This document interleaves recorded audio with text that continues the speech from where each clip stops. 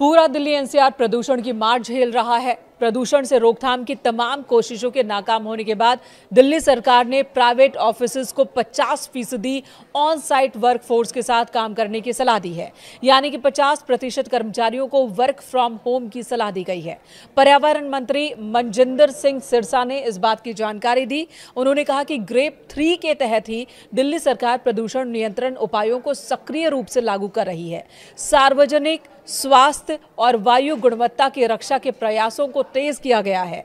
MCD office सुबह 8:30 बजे से शाम 5 बजे तक कार्य करेंगे, जबकि दिल्ली सरकार के कार्यालय सुबह 10 बजे से शाम 6:30 बजे तक खुलेंगे। आपको बता दें, दिल्ली एनसीआर में अगले 10 दिन के लिए AQI की वार्निंग जारी की गई है।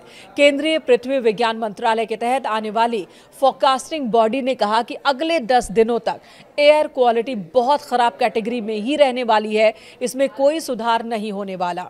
जिसके बाद डिसीजन सपोर्ट सिस्टम यानी कि DSS के मुताबिक दिल्ली के PM 2.5 लेवल में अलग अलग पॉल्यूशन सोर्स की जानकारी मिली है।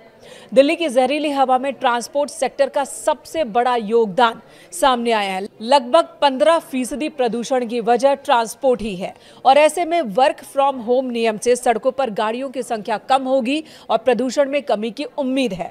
फिलहाल दिल्ली में ग्रेप 3 लागू है। दिल्ली सरकार ने प्रदूषण पर रोक लगाने के लिए 11 नवंबर को लागू किया था ग्रेप 3, लेकिन इससे कोई फायदा नहीं हुआ।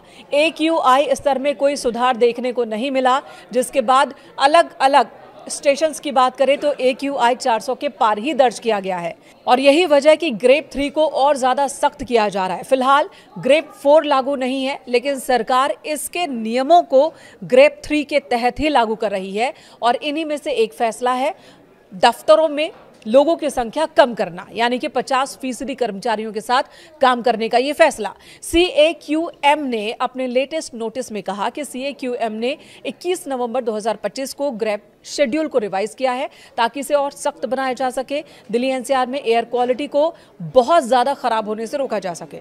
सुप्रीम कोर्ट के प्रपोजल को मंजूरी देने के बाद यह फैसला लागू किया गया है और इसके तहत गैर जरूरी निर्माण कार्यों पर रोक लगाई गई है। खुदाई और BS4 वाहनों पर पहले से ही प्रतिबंध है। नियमों को और सख्त किया जा रहा है। ऑफिसेज को भी ये कहा गया कि चाहे वो प्राइवेट हो या सरकारी दफ्तर, वहां 50% वर्कफोर्स के साथ ही काम करें।